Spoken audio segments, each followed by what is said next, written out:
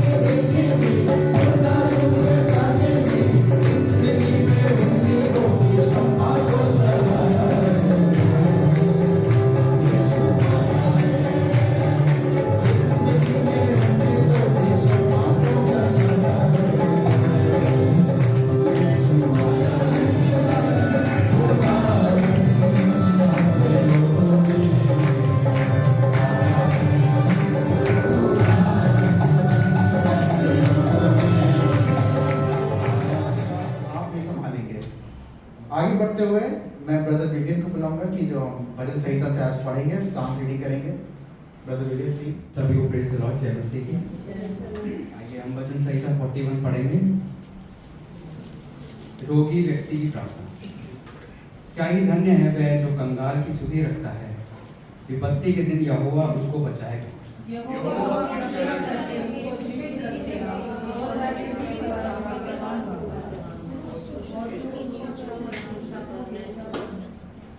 जब वह व्याधि के मारे शैया पर पड़ा हो, तब यहोवा उसे संभालेगा। तू रोग में उसके पूरे बिछौने को उलट कर ठीक करेगा। मैंने कहा, हे यहोवा, मुझ पर अनुग्रह कर, मुझको छुड़ा कर, क्योंकि मैंने तेरे विवाह पार किया।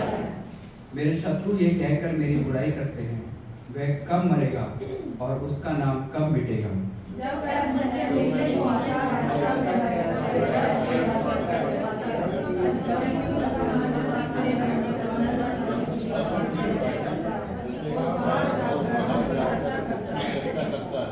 मेरे सब बैरी मिलकर मेरे विरुद्ध कानाफूसी करते हैं, वह मेरे ही विरुद्ध होकर मेरी हानि की कल्पना करते हैं।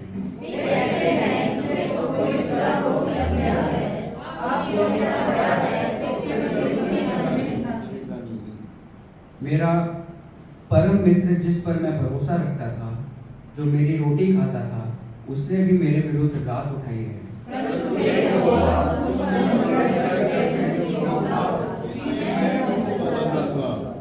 मेरा शत्रु जो मुझ पर जयवंत नहीं हो पाता, इससे मैंने जान लिया है कि तू मुझसे प्रसन्न है।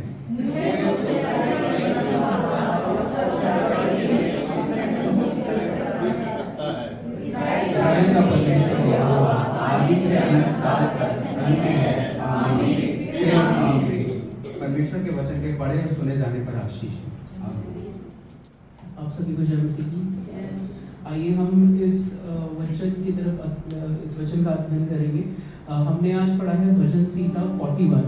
तो 41 में बहुत सारी आयतें हैं, पर मैं आप लोगों का ध्यान सिर्फ एक आयत पर खींचना चाहूँगा। वो है 41 का 4। मैंने कहा, हे यहोवा, मुझ पर अनुग्रह कर, मुझको चंगा कर, क्योंकि मैंने तेरे विरुद्ध पाप किया है। यहाँ पर दाऊद राजा क्या कर रहा है? अपने पापों का अंगीकार कर रहा है, जो कि सबसे ज़्यादा मुश्किल होता है हमारे उस समय में जब हम पाप कर देते हैं और फिर हम परमेश्वर के सामने जाने से डरते हैं और परमेश्वर का सामना करना हमारे लिए बहुत कठिन हो जाता है।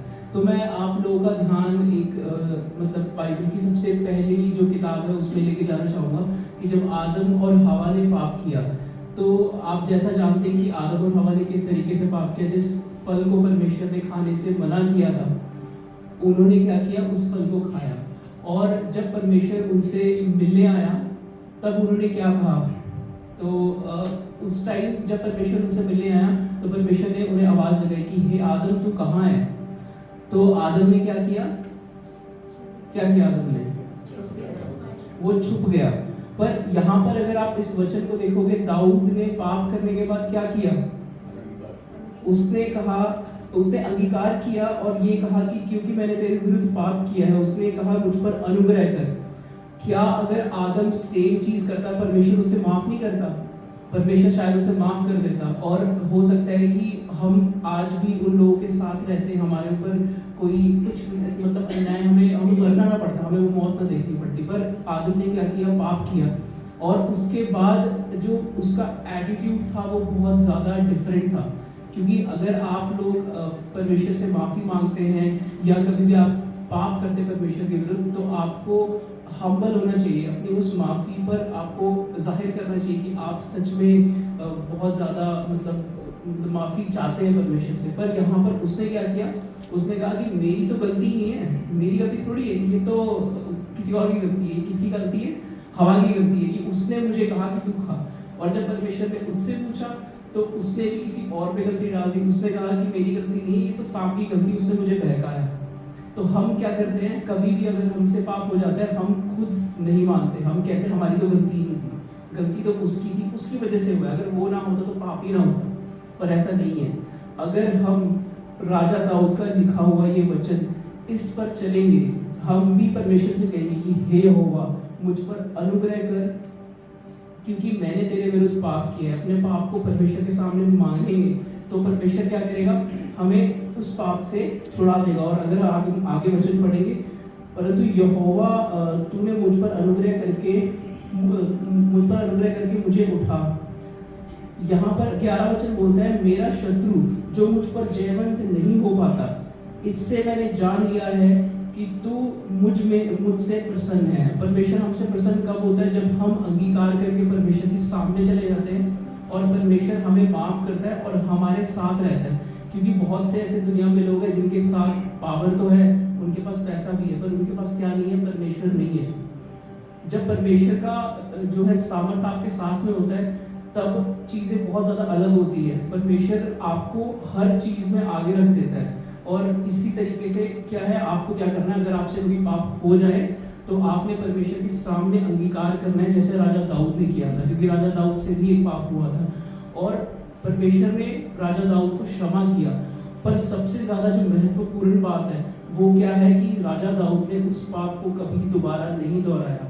इससे पता लगता है कि ये असली पश्चाताप का एक जरिया है अगर हम परमेश्वर को खुश रखना चाहते हैं। और इसी रीति से जो 11 वचन है जो बताता है हमें कि परमेश्वर उससे प्रसन्न था। तो अगर आप चाहते हैं परमेश्वर आपसे प्रसन्न हो तो आप लोगों को क्या करना है, अंगीकार करना है, और जो गलती आपसे हो गई है वो आपको दोबारा नहीं करेंगे। परमेश्वर इस वचन से आपको आशीष दे। और आखिरी वचन जो ये कहता है, इज़राइल का परमेश्वर यहोवा आदि से अनंत काल तक धन्य है, आमीन फिर आमीन। हालेलुया। थैंक यू ब्रदर गगन इतने अच्छे एक्सप्लेनेशन के लिए। आज का दिन यहोवा ने बनाया है और हम उसमें दुखी हों, आनंदित हों। खुदा, हम कभी कभार ऐसा होता है ना हमारी लाइफ में that we are praying for something और वो चीज़ हो नहीं रही है। There are 2 reasons for it. इधर उस वक्त टाइम नहीं है या वो चीज़ आपके लिए ठीक नहीं है। खुदा आपके लिए कुछ बेहतर रखा है खुदा ने। ऐसी बहुत सी गवाहियाँ, ऐसी बहुत सी चीज़ें होती है हमारी लाइफ में जो हमने मांगी और जो हमने नहीं मांगी।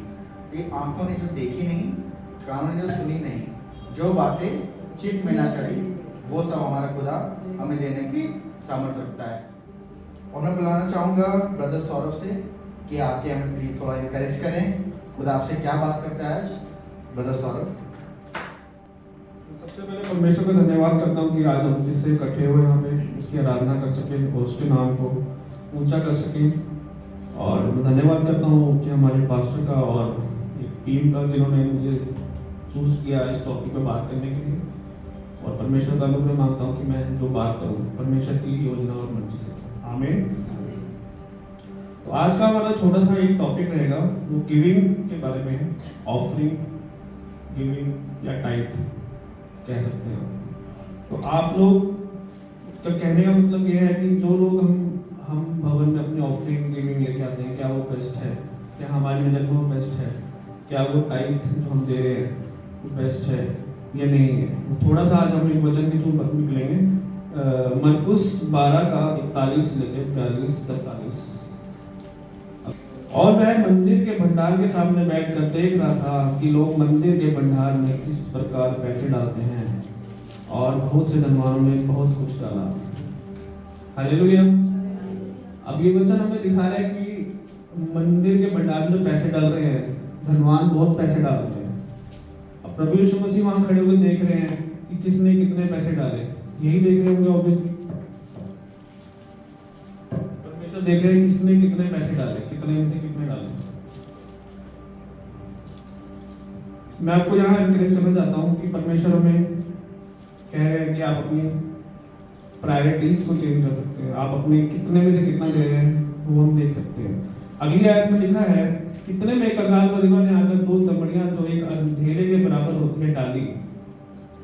तब उसने अपने चेलों को पास बुलाकर उनसे कहा, मैं तुमसे सच कहता हूँ कि मंदिर के भंडार में डालने वालों में इस कंगाल विधवा ने सबसे बढ़कर डाला है। आमीन।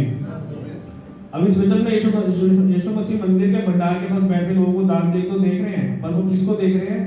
जो अधिक दे रहा है उसको देख रहे हैं, जो कम में से कम दे ज्यादा दे रहे हैं। तो केवल ये नहीं देख रहे कि लोग कितना दान दे रहे हैं, वो ये भी देख रहे हैं कि किसमें कितने मन से और कौन सी भावना से, किस प्रायोरिटी से, क्या इंटेंशन से उसने अपना दान दिया है। ठीक है। अब जैसे बहुत से धनी लोग बड़ी मात्रा में धन डाल रहे थे, परंतु आगे के पदों में करीब जो विधवा लेडीज के बारे में लिखा हुआ है, केवल 2 छोटे सिक्के डालती है। यीशु मसीह उसकी प्रशंसा करते हैं क्योंकि उसने अपनी आवश्यकता में से दिया है, आवश्यकता में से दिया है। आपके पास 2 है और आपने 2 दे दिया। ये आज की डेट में बहुत आसान है कि आज हमारे पास 1 लाख रुपए की इनकम है और उसमें से हम 5-10 हज़ार रुपये निकाल के दे रहे हैं। क्या आप उसमें से दे सकते हैं जो पैसा आपकी पॉकेट में पड़ा है और वो पैसा आपने अपना राशन में लेकर आना है? यहाँ पे कहने का मतलब ये है कि जो आप अपनी आवश्यकता से दे रहे हैं, जो आपकी नीड है, परमेश्वर आपको वो कह रहा है कि अगर परमेश्वर मुझे कह रहा है मुझे ज्यादा नहीं चाहिए, आपका जो है वो दो, अच्छे मन से दो। अच्छे मन से देने से क्या होगा? परमेश्वर का बलिदान चढ़ा जाता है। आगे मैं बताना चाहता हूँ भजन संहिता 56 126 और 5 में लिखा है, जो आंसू बहाते हुए बोते हैं वे जय जयकार करते हुए लवने पाएंगे। आमीन। आंसू बहाने का मतलब वो रोना नहीं हुआ है, एक सेक्रीफाइस बीज है। जो सेक्रीफाइस बीज है, जो आपने जो अपना सारा दे दिया, सारा देने से आपको एक थोड़ा सा दुख तो हुआ कि अपने जो था आपने सारा दे दिया, फ्यूचर का क्या हुआ। जैसे आंटी अंकल कह रहे थे कि मैं घर को छोड़ के आ गई, डोंट वरी, यीशु मसीह का पहरा आपके घर के ऊपर है। आप यहाँ पे आए हो, यीशु मसीह आपके घर की रखवाली कर रहा है, क्योंकि आपने प्रायोरिटीज देखी है, आपने प्रायोरिटी यीशु मसीह को दी है। आपने आज हम अपनी प्रायोरिटीज क्या है, हमारी सारा डिपेंड इस पे करता है कि आज हम अपनी प्रायोरिटीज क्या है। हम अपनी प्रायोरिटीज चेंज कर सकते हैं। परमेश्वर ने हमें बहुत कुछ दिया है, हम अपनी प्रायोरिटीज को आगे लेके रख सकते हैं कि परमेश्वर हमें क्या देखना चाह रहा है और क्या देना चाह रहा है। बाइबल में एक जगह ये भी लिखा है, तुम दोगे तो तुम्हें दिया जाएगा। तुम देने वाले बनो, परमेश्वर तुम्हारी घर में तुम्हारे भंडार हमेशा भर के रखेगा।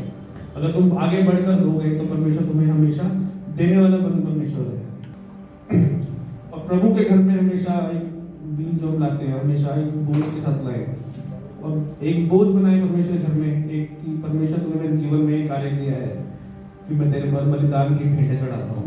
भजन संहिता 56:12 में लिखा है, परमेश्वर मैं तेरे बलिदानों के लिए धन्यवाद की भेंटें चढ़ाता हूँ। और एक बोझ के साथ आए कि परमेश्वर के राज्य में आप हो सके। आज हम सब चर्च में बोलने आ रहे हैं, तो सेम पास्टर भी यहाँ बोलने के लिए आ रहे हैं। हमारे पैसों की नीड पास्टर को नहीं है।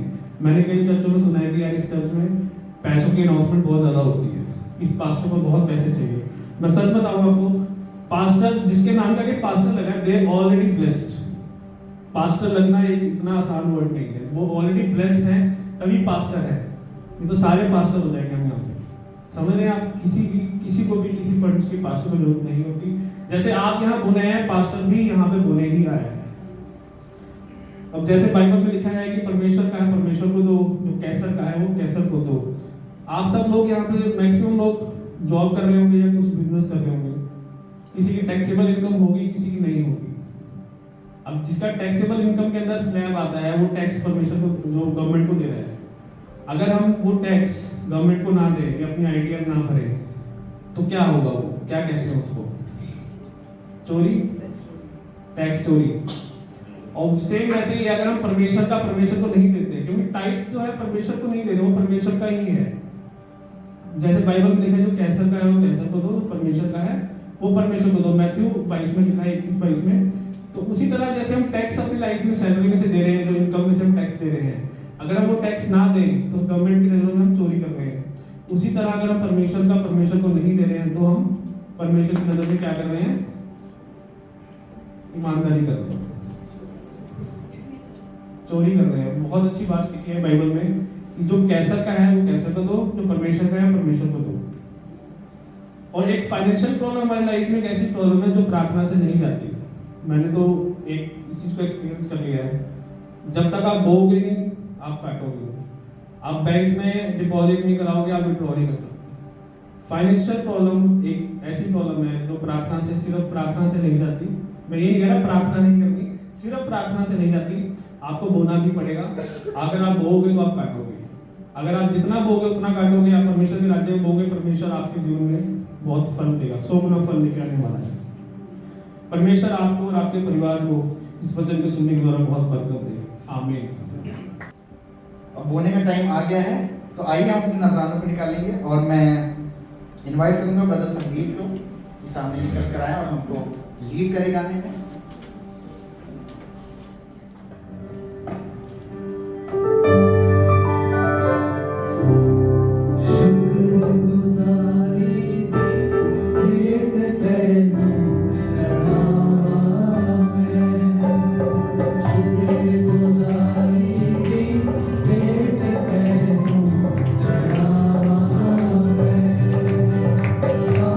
चौकसी पे रखा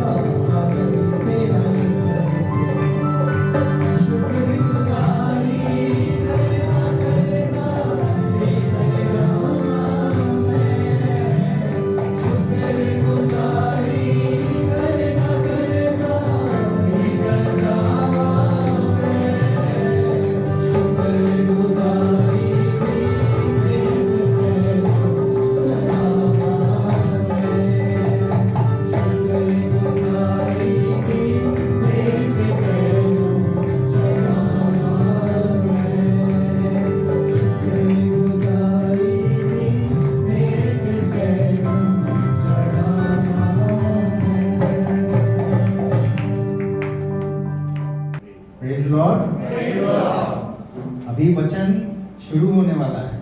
आई need you to be more energetic. Hallelujah, praise the lord. अब यूथ संडे की बात हम कर रहे थे and I was saying that खुदा जो है जनरेशंस को, ही वांट्स योर जनरेशंस। तो भरत भैया की जो जनरेशन है वो कौन हुए? भरत भैया की जनरेशन कौन चलाएंगे? उनके बच्चे। आज हमारे बीच में ब्रदर अमोन आएंगे, अपना वचन लेके खुदा ने हमसे क्या बात करी है, खुदा उनके द्वारा क्या हमें आज बताने वाला है, सिखाने वाला है। I would like to invite on the stage brother Amon. Please तालियां रुकनी नहीं चाहिए।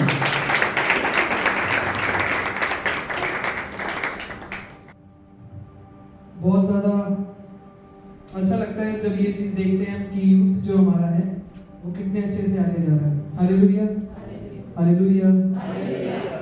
मैं कुछ महीनों पहले मतलब ऐसे ही बैठा था और फोन चला रहा था अपना, और फोन चलाते जाते मेरे सामने एक ऐसी रील आई, बहुत मैं कह सकता हूँ कि एक ऐसा टॉपिक आया जो मैंने सोचा था कि यार ये ऐसा टॉपिक भी बाइबल में से निकल सकता है, और वो एक्चुअली एक व्यक्ति के बारे में था, और वो व्यक्ति बहुत फेमस है बाइबल में।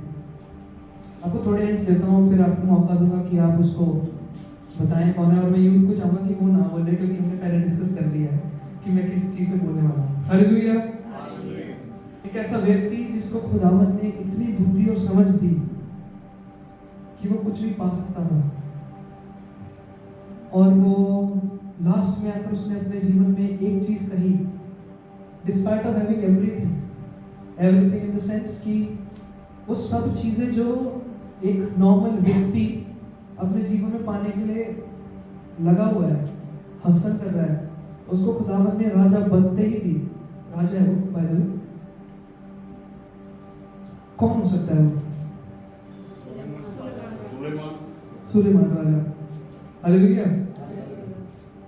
जब मैं उसकी कहानी को पढ़ रहा था और मैंने देखा कि यार ये बहुत इंटरेस्टिंग कैरेक्टर है बाइबल के अंदर, बहुत इंटरेस्टिंग है। इसमें नीति वचन भी लिखा और उसके बारे में सब उपदेशक में भी लिखा गया। एक जगह लिखा गया है कि बुद्धि के वचन लिखे गए इतने अच्छे अच्छे एक राजा के द्वारा, और उसकी अगली किताब में वो लिखता है कि यार मेरा जीवन व्यर्थ है। मतलब एक बुद्धिमान व्यक्ति अपनी लाइफ के एंडिंग टाइम पे आकर ये कह रहे हैं कि मेरा जीवन व्यर्थ है। आज का जो इम्पोर्टेंट टॉपिक है वो यही है कि मैं अपनी जिंदगी को बर्बाद होने से कैसे बचाऊं। हालेलुया। आज हम उसकी वो फेल्ड लाइफ जो उसने खुद से कहा, हम इसको ना अंदाजा लगा रहे हैं ना हम कुछ कर रहे हैं। सुलेमान राजा ने अपनी लाइफ में सबसे एंड में आके क्या कि सब व्यर्थ है, सब कुछ व्यर्थ है। और आगे अगर बाइबल पढ़ते हैं तो उसका बेटे को जब उसका सिंहासन मिला, उसके बेटे को भी वो सिंहासन उसने खराब कर दिया, और जो इतनी महान उसने वो जगह बनाई थी, इतनी महान जो उसकी प्रजा थी, वो सब तहस नहस हो गई। हालेलुया। तो वही चीजों को आज हम देखेंगे। और कई बार मैं देखता हूं और कई बार मैं सोचता हूं कि यार जो भी चीज हम करते हैं उससे पहले कि हम ये सोचते हैं कि हमें सही चीज कर रहे हैं कि नहीं कर रहे हैं, या फिर सवाल है कि हम कोई भी अपनी लाइफ का डिसीजन ले रहे हैं, कोई भी एस्पेक्ट ऑफ द लाइफ, कोई भी एजुकेशन, आप फाइनेंसेस ले लें, कोई भी कुछ पॉइंट्स हैं आज उनको देखेंगे। और मैं समझता हूं कि सुलेमान राजा की जो कहानी है वो बहुत दिलचस्प है। हालेलुया। तो आइए अपनी बाइबलों को उठाएंगे और कहेंगे कि ये परमेश्वर का प्रेम पत्र है जो उसने मेरे नाम पर लिखा है। मैं वो हूँ जो ये वचन कहता है, मेरे पास वो सब है जो ये वचन कहता है। मैं कभी भी एक साथ नहीं रहूंगा क्योंकि ये वचन मुझे रोज बदलता है। मैं परमेश्वर के वचन के अविनाशी बीज को ग्रहण करने के लिए तैयार हूं। हालेलुया। तो सुलेमान राजा का जो जीवन था ना वो कुल 60 वर्षों का था।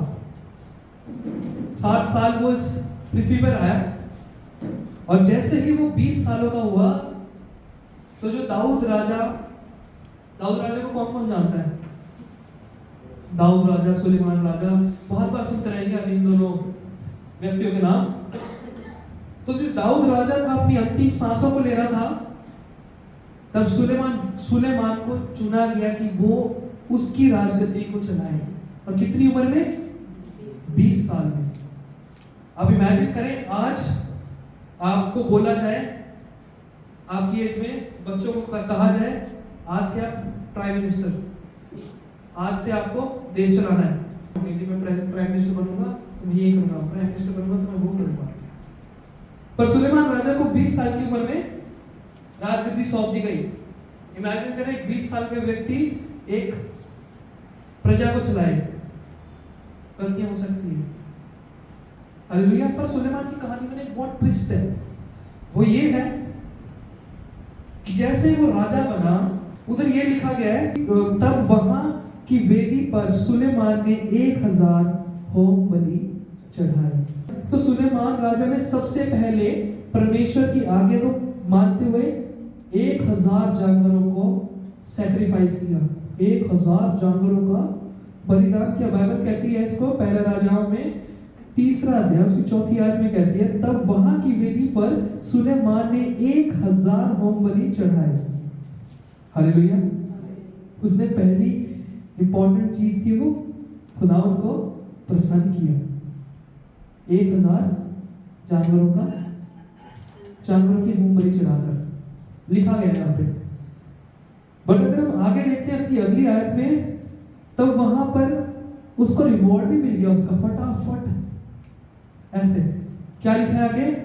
गिबोन में यहोवा ने रात को स्वप्न के द्वारा सुलेमान को दर्शन देकर कहा, जो कुछ तू चाहे कि मैं तुझे दूं वह मांग।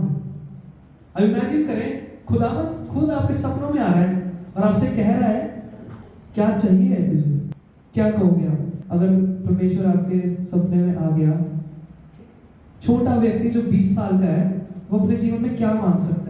ज्यादा से ज्यादा वो ज्यादा से ज्यादा ये मांग सकता है कि मेरे को और विशेष दो। एक से काम नहीं चलेगा, खुदावंद एक से नहीं काम चल रहा है। पैसा, घर, गाड़ी। 20 साल का व्यक्ति क्या मांग सकता है? अच्छा, मोबाइल भी मांग सकता है ना? तो सुलेमान राजा को इमेजिन करते हो, 20 साल का एक छोटा सा बच्चा है और वो खुदावंद से क्या मांग सकता है? खुदावंद से ये मांग सकता है, खुदावंद दाऊद राजा जो मेरे पिता थे, उनका घर बहुत छोटा था, मुझे थोड़ा बड़ा चाहिए। या फिर वो ऐसा कह सकता था कि एक विश ही मिलेगी मेरे को, आप ऐसा करो मेरे को 3 और विश दे दो, वो यही मेरी विश है कि मेरे को 3 और विश दे दो, तो उसको 3 मिल जाएंगी। हो सकता था, पर नहीं। उसने क्या मांगा? उसने मांगी बुद्धि। और बुद्धि वो इसलिए नहीं मांगी कि मेरे को बस बुद्धिमान बना दो। उसने कहा खुदावंद से कि खुदावंद मुझे बुद्धि दे, ताकि ये जो प्रजा दी है तूने मुझे, मैं इसको संभाल सकूं। इमेजिन आप खुदावंद को ऐसा कह रहे हैं कि खुदावंद आप मेरे को आप ऐसी चीज दे दो जिससे चर्च की उन्नति हो जाए।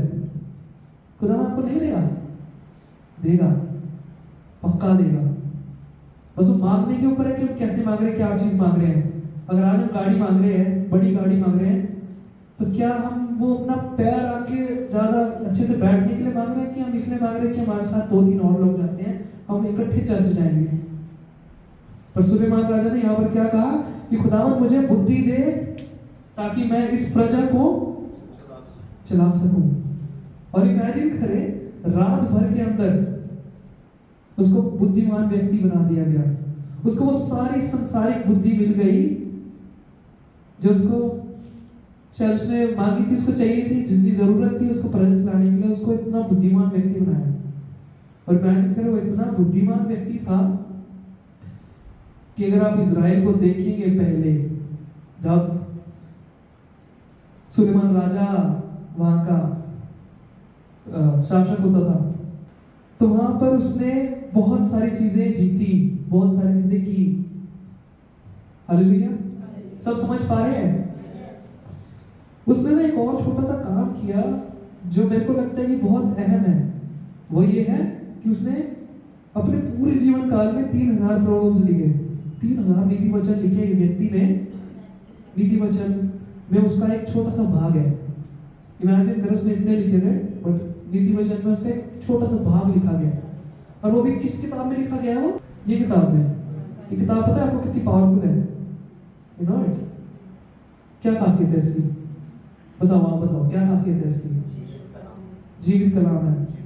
और क्या क्या खासियत है इस चीज में? ये मेरे हाथ में जो है, ये वो किताब है जो सबसे ज्यादा बिकी गई है पूरे संसार में, बेस्ट सेलिंग। और उसके अंदर उसके प्रोवर्ब्स लिखे गए, उसके नीति वचन लिखे गए हैं। इमेजिन करें सबसे ज्यादा बिकने वाली किताब, मतलब कहाँ गई होगी वो किताब। और उस किताब में सुलेमान राजा की बातें लिखी गई हैं। हालेलुया। तो सुलेमान राजा था ना, उसके बहुत दूर दूर तक किस्से थे जब वो राजा था, सिर्फ इसीलिए क्योंकि उसके पास बुद्धि बहुत अच्छी थी। हालेलुया। उसकी बुद्धि इतनी अच्छी थी कि उसने अपने घोड़ों को मल्टीप्लाई किया, उसने सोना इकट्ठा किया, उसने बहुत कुछ अपने लाइफ में किया। और जब उसने किया तो उसने सुबोपदेशक में, उसकी पहली अध्याय उसके 16वीं आयत, सुबोपदेशक, उसके पास सब कुछ है। उसके पास एक क्लिक में सब कुछ है। इमेजिन करें एक व्यक्ति जो बहुत बुद्धिमान है और उसकी बहुत दूर दूर तक ना एक पहचान है कि हाँ भाई फलाना फलाना व्यक्ति बहुत ज्यादा बुद्धिमान है, तो लोग चाहेंगे, और वो अगर प्राइम मिनिस्टर हो या फिर कोई राजा हो तो लोग उसके पास जाने के लिए तरसेंगे कि हाँ भाई मेरे को इसके साथ बना के रखनी है, मेरे को काम को पढ़ सकता है इससे कोई, है ना। तो सुलेमान राजा के लिए भी उस समय बहुत सारे गिफ्ट्स आते थे ताकि उसके साइड रह सके राजा। तो सुबोपदेशक 1 अध्याय और उसकी 16वीं आयत नीति वचन के एकदम बाद है। मैंने मन में कहा, देख क्या लिखा है, जोर से पढ़ेंगे सब। जितने यरूशलेम में मुझसे पहले थे उन सबों में से बहुत अधिक बुद्धि प्राप्त की है और मुझको बहुत बुद्धि और ज्ञान मिल गया है। हालेलुया। बट अगर हम थोड़ा सा आगे चलते हैं और सुबोपदेशक 2 अध्याय उसकी 17वीं आयत में, मैं आपके लिए पढ़ देता हूँ, ना निकालें।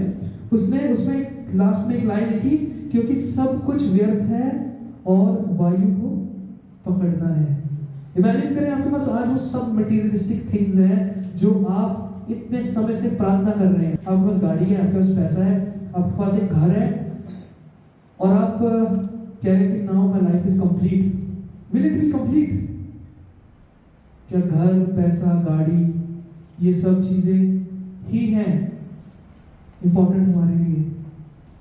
पर अगर हमारे जीवन में वो शांति नहीं है, अगर हमारे जीवन में वो कुछ नहीं है, इमेजिन करें आप रोज काम के लिए जा रहे हैं, हसल कर रहे हैं, बार बार घूम रहे हैं, इधर जा रहे हैं, उधर जा रहे हैं, आज ये वाली डील कर लूँ, आज वो वाली डील कर लूँ, आज यहाँ पे मिल लूँ, आज वहाँ पे मिल लूँ, और शाम को आके आप कह रहे हैं कल फिर जाना है मुझे।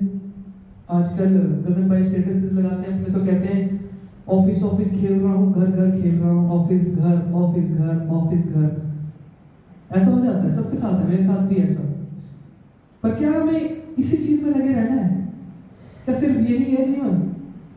मैं ऐसा भी नहीं कह रहा कि हमें एक मीडियोकर लाइफ जीनी चाहिए, मैं बिल्कुल भी नहीं ऐसा कह रहा कि हमें बिल्कुल ऐसे जीवन चाहिए कि भाई एकदम बेसिक, मैं ऐसा बिल्कुल भी नहीं कह रहा। पर सुलेमान राजा कहता है, जो सबसे बुद्धिमान व्यक्ति है, उसने अपनी लाइफ के लास्ट में 7 ऐसी बातें बोली। पहली बात उसने कही कि भाई सब कुछ जो है ना वो एक धुएं को पकड़ने के समान है, वायु लिखा गया है। अगर आप सोचिए उसके पास जाएंगे और आपको लग रहा है कि मैं इस चीज को पकड़ सकता हूँ, पकड़ सकते हैं उसको? पास गए, पकड़ा, इधर से निकल गया, सब निकल गया। यही सुलेमान राजा यहाँ पता क्या बताना चाह रहा है? सुलेमान राजा ये कह रहा है कि मैंने अपनी जिंदगी में सब कुछ किया, मैंने अपने जीवन में जो मेरे को करना है, स्ट्रेटेजाइज करना है, मेरे को अपनी प्रजा को बढ़ाना है, क्योंकि खुदावन ने उसको बुद्धि किसने दी थी? किसने दी थी बुद्धि उसको? प्रजा को चलाने के लिए। प्रजा को चलाने के लिए सुलेमान राजा को बुद्धि मिली थी, वो उसी में लगा रहा। हालेलुया। और जब वो उसी में लगा रहा तो उसने लास्ट में कहा क्योंकि सब कुछ व्यर्थ और वायु को पकड़ना है। तो सुलेमान राजा की ना पहला सीक्रेट वो ये है कि hustling and doing everything you want, at the end अगर खुदावंद वहां पर मौजूद नहीं है, अगर आप खुदावंद के कामों में इन्वॉल्व नहीं है, अगर आप वो सब चीजें नहीं कर सकते जो खुदावंद ने आपको करने के लिए भेजा है, तो लास्ट में आके आप यही चीज कहेंगे, मैंने तो अपनी पूरे जीवन में धुआं ही पकड़ा बस। सुलेमान राजा कह रहा है wisdom cannot save a life.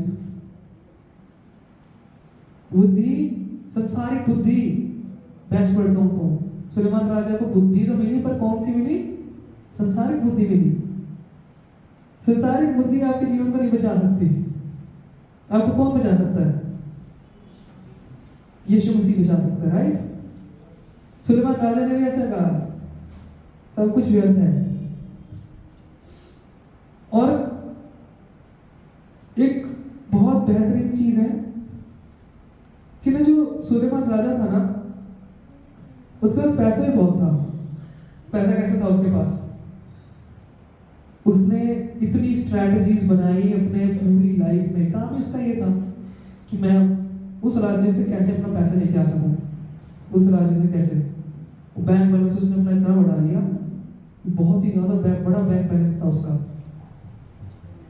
उस बैंक बैलेंस में और उसकी वो इतनी सारी जो स्ट्रैटेजीज उसने बनाई थी, उसका कोई काम ही नहीं था एट द एंड। क्योंकि उसने क्या कहा था ऊपर कि सब कुछ तो व्यर्थ है और वायु को पकड़ना है। पता है बाइबल में एक बहुत अच्छा सीक्रेट लिखा है सुलेमान राजा के बारे में कि जब जब उसकी बुद्धि बढ़ती थी वो उतना निराश होता था, उतना ही ज्यादा निराश होता था वो। जितना उसका बैंक बैलेंस बढ़ता था, जितना उसका सब होता था, उतना ही निराश होता था। क्यों होता था वो? कोई गेस कर सकता है क्यों होता था? पैसा है, उसके पास रथ है, पहले से उसके पास बहुत बड़ा, पर एट द एंड में आके वो क्यों निराश हो जाता था बार बार? क्यों? अब नीति वचन को पढ़ेंगे ना, उसके अंदर आपको पता है क्या मिलेगा? सिर्फ आपको उसके अंदर मिलेगा कि जीवन कैसे जिए, इस पृथ्वी पर आप जीवन को कैसे जी सकते हैं। बट अगर हम वचन संहिता पढ़ते हैं तो उसके अंदर क्या है? परमेश्वर की महिमा है। अब देख लीजिए कि सुलेमान राजा इतना बड़ा होकर भी कह रहा है कि मेरा बैंक बैलेंस, मेरी बुद्धि और मेरी सक्सेस, अगर मैं फलाने बंदे को जानता हूं तो खुदावन को उससे कुछ नहीं पढ़ा है। खुदावन को इतना ये पढ़ा है कि क्या तू मुझे जानता है? क्या तू पर्टिकुलरली जो व्यक्ति मेरे सामने खड़ा है, क्या तू मुझे जानता है कि मैं कौन हूं, मैं क्या कर सकता हूं, क्या नहीं कर सकता मैं? अगर हम उस व्यक्ति को जानते हैं तो हो सकता है वो आपके इस पृथ्वी के जीवन के ऊपर है। क्योंकि मत्ती में एक आयत है, उसमें ऐसा लिखा गया है कि जितने भले काम हम इस पृथ्वी पर करेंगे उसका रिवॉर्ड हमें कहाँ मिलेंगे? स्वर्ग में मिलेंगे। जितनी भली बातें हम इस जगह पर करेंगे उतना ही हम वहां पे फलवंत होंगे, उतना ही हमें रिवॉर्ड्स मिलेंगे। पर सुलेमान राजा लास्ट में आके कहता है कि ना मेरे विजडम, ना मेरी मनी, ना मेरी सक्सेस, ना मेरी बुद्धि, ना मेरा पैसा, ना मेरी सक्सेस मुझे शांति दे रही है, और कुछ नहीं है, सब कुछ व्यर्थ है, पकड़ने जैसा है। और आगे जो सबसे ज्यादा फेमस सुलेमान राजा किस लिए? सुलेमान का एक मंदिर जो उसने बनाया। सुलेमान के बारे में बात करें, सुलेमान के मंदिर, कितना भव्य मंदिर उसने किसके लिए बनाया था? वो मंदिर सुलेमान का मंदिर बोला जाता है उसको। क्या मंदिर को क्यों बनाया गया, किस लिए बनाया गया? पता है किसी को? नहीं पता। सुलेमान ने वो मंदिर बनाया, 7 सालों के अंदर उसने उस मंदिर को बनाया। उस मंदिर में उसने ऐसा सोचा कि शायद इसमें हम जाकर महिमा स्तुति करेंगे खुदावंद की। पर इमेजिन व्हाट, सुलेमान राजा ने जो वो एक यहूदी मंदिर को बनाया, और बाइबल कहती है कि उसके अंदर परमेश्वर की प्रेजेंस आ गई, और सुलेमान उसकी प्रजा देखकर भी हैरान हुई कि जो मंदिर है खुद खुदावंत की प्रेजेंस आ गई है एकदम से। जिसने पूरी कायनात बनाई है वो खुद आके उस मंदिर में आके कर रहे हैं। पर खुदावंत ने ना दूसरी बारी सुलेमान राजा को स्वप्न में आके कहा, क्या कहा कि जब तक इज़राइल की प्रजा मेरे साथ वफादार रहेगी, मेरे साथ फेथफुल रहेगी, तब तक मैं इस मंदिर में हूं। जब तक क्या है, इज़राइल की प्रजा मेरे साथ वफादार, वर्ड है वफादार, फेथफुल, वफादार रहेगी, तब तक ये मंदिर के अंदर मैं रहूंगा। जैसे ही कुछ भी तुमने किया मैं चला जाऊंगा। और खुदावन ने कहा था वो पत्थर की लकीर, उसने कहा हुआ है सब कुछ टल जाएगा बट मेरा वचन नहीं टलेगा कभी भी। पर बाइबल ऐसा बताती है कि सुलेमान राजा ने कहा कि ये जो मंदिर है ना, ये जब उसमें प्रेजेंस ऑफ द लॉर्ड आ गया, अब ये मंदिर जो है ये फॉरएवर तक रहेगा। पर खुदावन ने क्या कहा था उसको कि मैं तब तक रहूंगा जब तक इज़राइल की प्रजा मेरे साथ वफादार है। पर उसने क्या कहा सुलेमान राजा ने ये कहा कि भाई फॉरएवर हो गया भाई, अब तो इसमें से कोई नहीं जा रहा, किसी को खुदावन से मिलना है सुलेमान कौन सा यहूदी मंदिर में जाके मिल सकते हैं। हालेलुया। तो पर सुलेमान राजा ने सभोपदेश में फिर आकर एक डिसअपॉइंटमेंट दिखाई। उसने क्या लिखा वहां पे, इसका 3रा अध्याय और 14वीं आयत, उसमें लिखा है कि मैं जानता हूं कि जो कुछ परमेश्वर करता है वह सदा स्थिर रहेगा, ना तो उसमें कुछ बढ़ाया जा सकता है और ना कुछ घटाया जा सकता है। परमेश्वर ऐसे इसलिए करता है कि लोग उसका, सुलेमान राजा ने भय माना, खुदावंत का माना था। अभी तक हमें पता है कि माना था, पर आगे हम देखते हैं एक इंपॉर्टेंट चीज जो सुलेमान राजा ने बोली थी ना, वो लास्ट में आके ये कह रहा था कि उसका जो भव्य मंदिर उसने बनाया ना, वो भी स्थिर तभी तक रहता जब तक खुदावंत की प्रेजेंस उसके अंदर रहती, जब तक उसकी प्रजा उसका भय मानती, तब तक वो उसके अंदर रहता। आज भी वो मंदिर एक खंडर है, समझ रहे, खंडर है। क्यों है? क्योंकि उसमें खुदावंत की प्रेजेंस नहीं है। क्यों? क्योंकि इज़राइल की प्रजा ने ना ही परमेश्वर की आज्ञा को माना, ना ही सुलेमान ने उन सब आज्ञा को माना। लेवी व्यवस्था की किताब के अंदर एक इज़राइल की प्रजा के लिए बोला गया था कि राजा को ये ऐसे करना है, और सुलेमान राजा को कुछ भी नहीं करा उसमें से।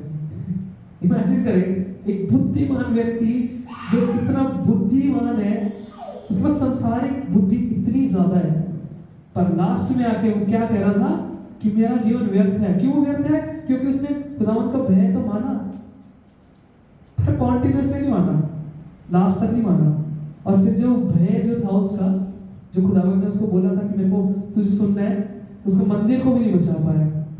वो इतना भव्य मंदिर है, उसके लिए 3 कौमें लड़ रही है, आपको सही बताऊं तो उसके ऊपर कहते हैं ये हमारा, ये हमारा, ये हमारा। और कितनी बड़ी रिकंस्ट्रक्ट हो चुका है वो, पर उसका क्या फायदा जब उसमें खुदावंत की प्रेजेंस नहीं है। हालेलुया। तो सुलेमान राजा ने क्या किया, सुलेमान राजा ने अब एक नेवी बना ली है, बहुत बड़ी नेवी बना ली है उसने। और उस नेवी को क्या कर रहा है, वो उस नेवी को ये कह रहा है कि तुम जाओ और जितना सोना हो सकता है, जितना चांदी हो सकता है, उसको इकट्ठा करो।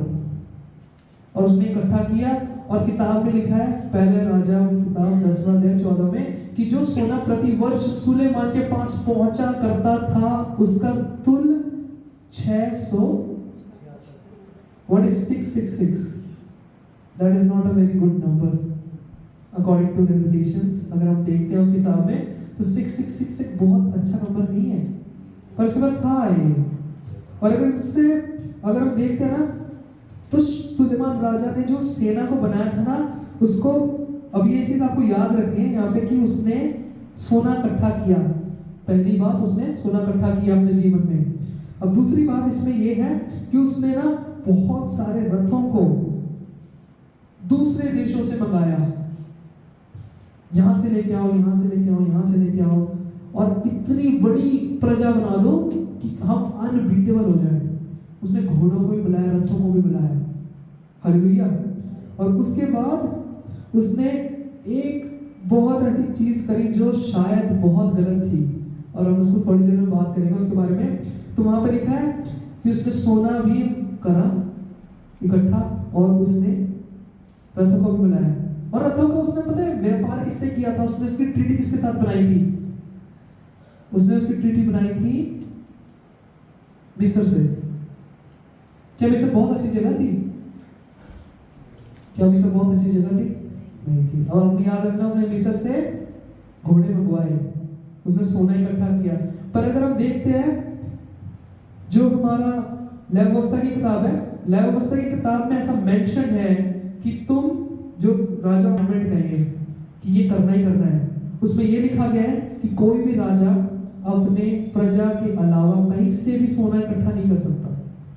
ये खुदावन ने कहा, उसकी ये उसका पॉइंट है, खुदावन की ये बात उसने बोली तो मतलब करनी है, हर राजा को करनी। नहीं तो उसने आगे लिखा है उसके अंदर कि अगर तू इस चीज को नहीं फॉलो करेगा तो मैं तेरा सिंहासन उठाकर किसी मजदूर को दे दूंगा, किसी सर्वेंट को दे दूंगा अगर तूने ऐसा किया तो।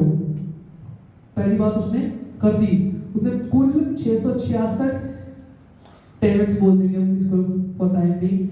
उसने इतनी जो चीजें थी वो सोना और चांदी उसने बाहर के देशों से मंगाया। पहली उसने आ गया तोड़ दी उससे पहले आ गया। दूसरी क्या बात है?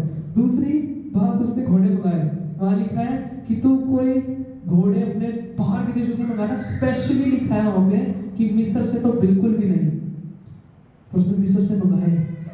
पर इससे भी एक कदम आगे अगर सुलेमान की कहानी जाते हैं, जो डार्केस्ट साइड है सुलेमान की, वो ये है कि उसकी 700 बीवियां थी, 700 वाइफ्स, 700 इमेजिन करें।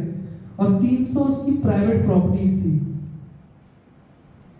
ना उसकी पोछा लगाने वाली ना झाड़ू लगाने वाली, बस उसकी प्रॉपर्टी थी वो। 1000 वाइफ्स, 1000 वाइफ्स तो नहीं कहेंगे, 1000 औरतों को उसने अपने पास रखा। और आपको एक अच्छी चीज बताऊं कि उसने पहली ट्रीटी किसके साथ साइन करी थी? किसके साथ शादी करी थी सबसे पहले? उसने मिस्र की फिरौन की लड़की के साथ शादी करी। और बाइबल में लिखा है उसी लेव्यवस्था की किताब के अंदर, उसी आयत के थोड़ा सा अगर हम आगे जाके पढ़ते हैं, उसमें लिखा है कि तू मिस्र से कोई भी फॉरेन लेडीज, कोई भी इजराइल के बाहर से कोई भी लेडी के साथ प्रेम मत करना। पर उसने मिस्र की उधर से भी किया और 700 थी। अब इमेजिन करें एक darkest period of Solomon, darkest phase of Solomon's life, कि उसने ये चीज की। उसकी ना बिल्कुल आप कह सकते हैं कि एक ब्रेकिंग पॉइंट था उसका, एक ऐसा जो कहते हैं ना कि मेरे को उसकी नस पता है, भाई यहाँ से पकड़ूंगा तो ये चल जाए यार, इसको मैं पकड़ सकता हूँ अच्छे से, मेरे को इसको बटन पता है, दबा के इसको चुप करा सकता हूँ मैं। तो सुलेमान का वही था, वही ये था कि उसकी कुछ ऐसी जो कुछ उसकी ना ऐसी आदतें थी जो शायद अच्छी नहीं थी, और वो उसको अंदर ही अंदर खा रही थी। और उसमें लास्ट में आके क्या कहा? सब कुछ व्यर्थ है और वायु को पकड़ना है। इमेजिन करें, आपको एक कहानी सुनाता हूँ सुलेमान राजा ने लिखी है। उसने लिखा कि 3 व्यक्ति हैं। एक है जिसको भेजा गया और उसने कहा खा पी ऐश कर, पर उसने कुछ नहीं किया, उसने अपना मांस खाना शुरू कर दिया। एक दूसरा व्यक्ति है जो क्या कर रहा है? वो ये कर रहा है कि वो काम कर रहा है, करी जा रहा है, इतना इकट्ठा कर लिया जितना उसको इम्पोर्टेंट भी नहीं है, बट उसने इकट्ठा कर लिया उसको, और बहुत ज्यादा होगा उसके पास।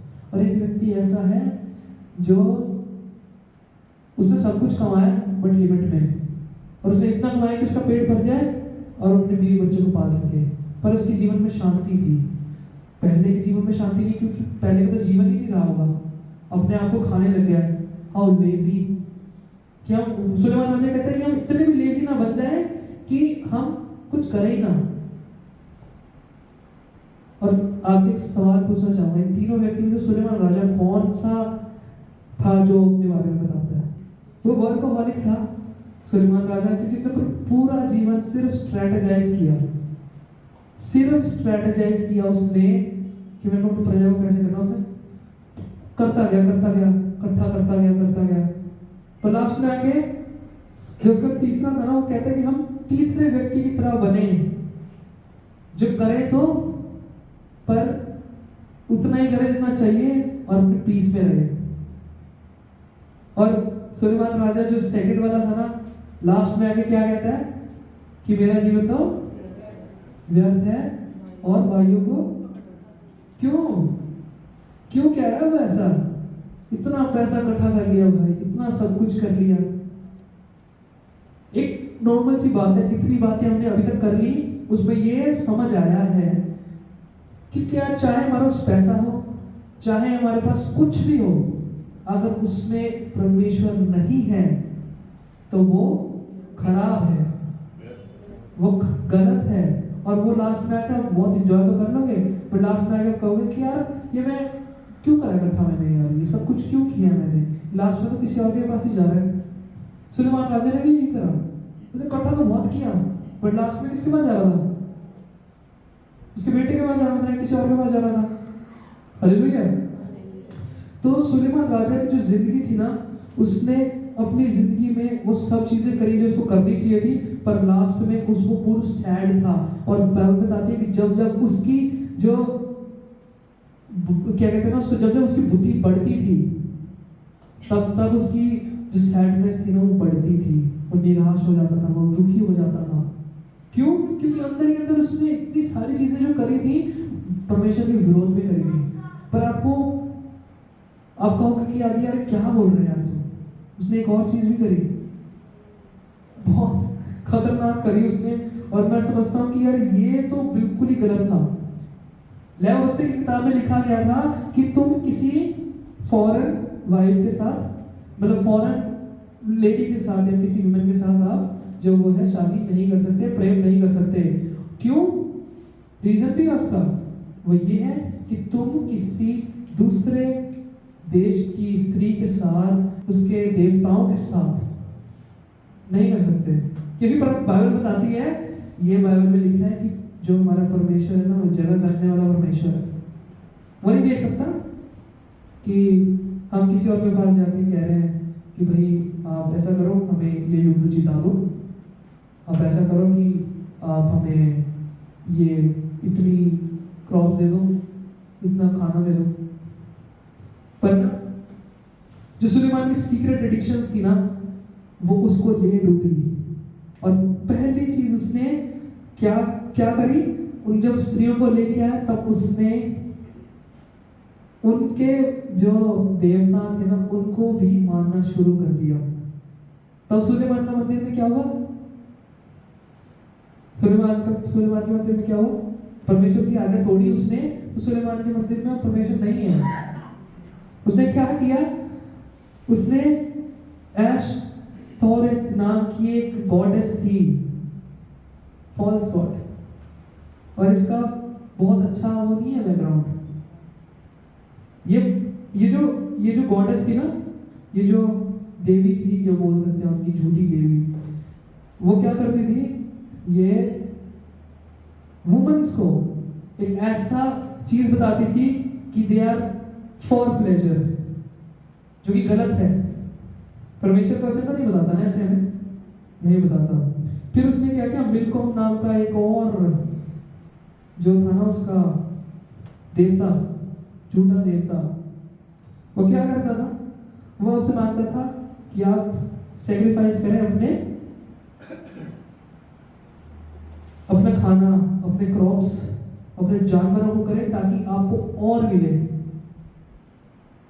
इमेजिन आपको कोई कह रहा है कि आप जितना गेहूं आपके पास पड़ा है वो मेरे को दे दे, मैं तेरे को 10 गुना और दूंगा। और एक झूठा देवता कह रहा है इस चीज को।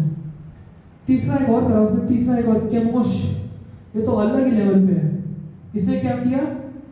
ये ऐसा बोलते, ये जो देवता मांगता क्या था? ये मांगता था ह्यूमन ब्लड। इसकी मूर्ति के सामने, इमेजिन करें मूर्ति है, इसके सामने खून डाले इसके ऊपर। सुलेमान राजा ये चीज मान रहा था। अब देखो, उनको मानता था, और लिखा है कि उसने इन सब के जो मूर्तियां थी ना वो इजराइल में लगाई। और इजराइल क्या है? इजराइल खुदावंत का देश है, और वहां पे वो झूठी चीजों को देखेगा तो खुदावंत क्या करेगा?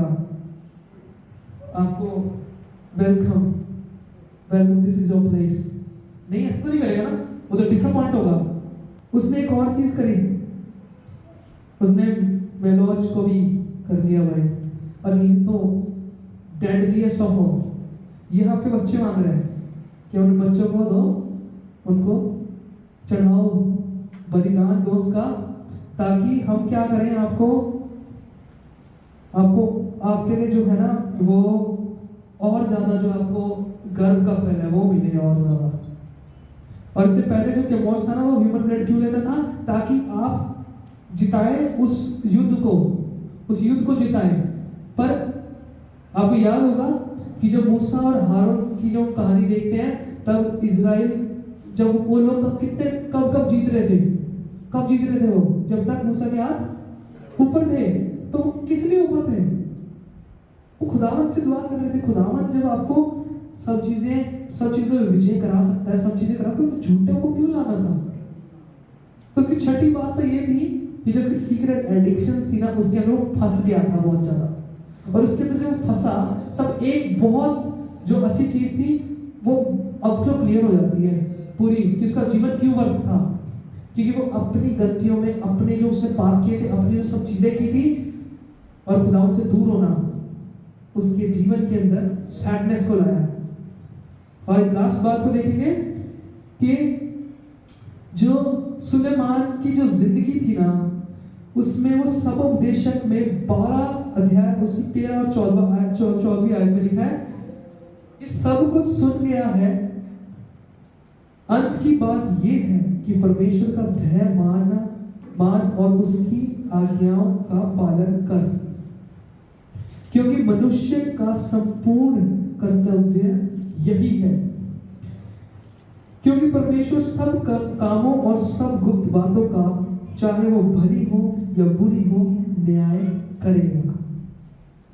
लास्ट में सुलेमान राजा, ये आपको एक चीज क्लेरिफाई कर दूं, सबोपदेशक की किताब सुलेमान राजा ने नहीं लिखी, वो ऐसे राइटर ने लिखी जिसका कोई वो नहीं है, लिखा ही नहीं बाइबल में इसका नाम।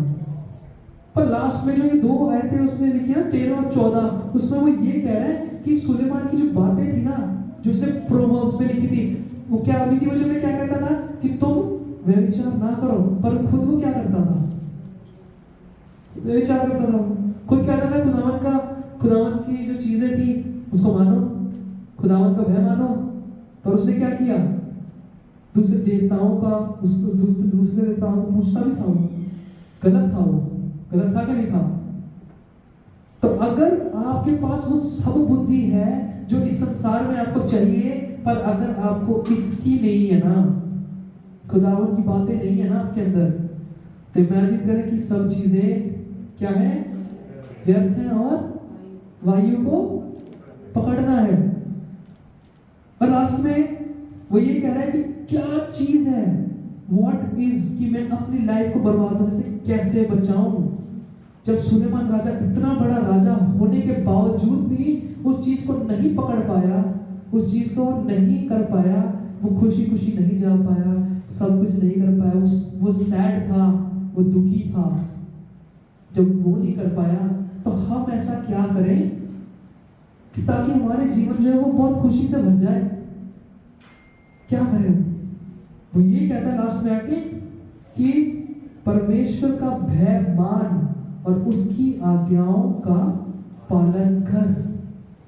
अगर सुलेमान राजा ने वो सब चीजें की होती अपने जीवन के अंदर जो खुदावन ने उसको से कही थी, या उस पर वो थोड़ा सा भी ध्यान देता कि शायद ये कहीं लिखा है और मेरे को उसको मानना है, तो शायद उसका जीवन ऐसा तो नहीं होता। शायद ये सबोपदेशक किताब नहीं होती बाइबल के अंदर, क्योंकि पूरी सबोपदेशक किताब है ना, इसमें सिर्फ सुलेमान राजा डिसअपॉइंटेड है, बिल्कुल डिसअपॉइंटेड, कह रहा है मेरी लाइफ क्या थी यार, बूढ़ा हो गया मैं, सब कुछ करा मैंने, पर लास्ट में क्या, सब कुछ नहीं है, हाथ से छूट जाने वाली चीज है, अब कोई और राजा आएगा वो करेगा। और आपको इंटरेस्टिंग बात बताता हूँ, उसका बेटा जब राजा बना, उसने सेम चीजों को किया, और वो इतना भव्य, इतनी भव्य जो उसने अपनी स्टेट, अपना कंट्री बनाई हुई थी, वो कोलैप्स हो गई, जीरो हो गई। क्यों? कि खुदावन ने अपनी आंखें वहां से हटा ली। अगर आपके जीवन में आज खुदावंत नहीं है, अगर आपके जीवन में कोई ऐसी चीज है जो खुदावंत से आपको दूर कर रही है, तो देख लीजिए कि वो आपको प्रॉपरली निकाल देगी उस चीज से, कि आपको कुछ भी आपके लाइफ का बेनिफिट नहीं मिलेगा। आप करते रहेंगे कोशिश उसी जॉब के लिए, आप करते रहेंगे कोशिश उसी सब चीजों के लिए। और आज जब मैं देख रहा था, गगन भाई, टेंस भाई, सौरभ भाई एक ही चीज कह रहे थे कि अगर हमारे जीवन में खुदावन नहीं है तो हमारा जीवन व्यर्थ है, इट्स नथिंग। लास्ट में आके everybody is going to go into depression और समथिंग, क्योंकि हमारा सिर्फ एक मोटिव है, वो ये है कि हमें अनंत काल में भी जाना है। हालेलुया। अनंत काल में जाकर हमें बहुत बहुत सारी चीजें करनी है जो शायद जो खुदावन हमसे चाहता है। हालेलुया। सुलेमान राजा की जो जीवन था ना, ये जो मैंने आपको बताया, ये आप सोच सकते हैं कि खुदावन के साथ जब वो वफादार था स्टार्टिंग में, तो कितना अच्छा था। जैसे उसने भय मानना छोड़ा, खुदावन ने उससे नजरें उतारी और फिर सब खत्म। खुदावन हमसे कभी भी वो चीजें नहीं वापस लेता जो उसने दे दी है, पर हम उसमें बढ़ते नहीं हैं। इमेजिन करें, आज हम गिटार सीखने बैठे, हमने कहा खुदावन मैं गिटार चर्च के लिए बजाऊंगा, मेरा प्रॉमिस है कि मैं चर्च के लिए ही बजाऊंगा और आपकी महिमा स्तुति करूंगा, मेरे को गिटार सिखा दो। खुदावन आपको गिटार सिखा देता है और सीखते सीखते बीच में कहते हैं कि नहीं यार, मैं फिल्मी गाने में बजाऊंगा यार, बीच बीच में मैं ऐसी चीज करूंगा जो शायद खुदावन को नहीं पसंद। तो क्या होगा? तो आपसे वो चीज ले नहीं जाएगी। आप वहां ऐसे नहीं जाएंगे कि चर्च में आप खड़े होकर जी कॉर्ड बजा रहे हैं, वहां जाके आपको कोई कह रहा है कि जी कॉर्ड बजाना, फिर वो क्या होता है? This is not going to happen up there. वहां पे क्या होगा? अब जी कॉर्ड तक तो सीख लेंगे, बट आप उसके आगे तो नहीं जा पाएंगे। क्यों? कि खुदावन ने कहा, खुदावन क्या करता है? खुदावन जन्नत रखने वाला परमेश्वर है। वो चाहता है कि हम उसके लिए सब चीजों को करें। हम हर जगह उसकी महिमा स्तुति करें। हम हर जगह बताएं कि हमारा एक ही खुदा है, वो है हालेलुया। आइए अपने स्थानों पर खड़े हो और अपनी आंखों को बंद करेंगे और आज खुदावन से मांगेंगे, खुदावन तू हमारे जीवनों में आ जा।